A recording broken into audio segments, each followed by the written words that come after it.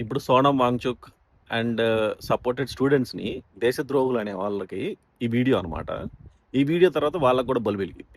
ఇప్పుడు మన దేశం నాశనం అవ్వాలని కోరుకుంటే ఎవడైనా సరే డబ్బులిచ్చి, మీ దేశంలో నీట్ పేపర్ లీక్ అవుతుంది.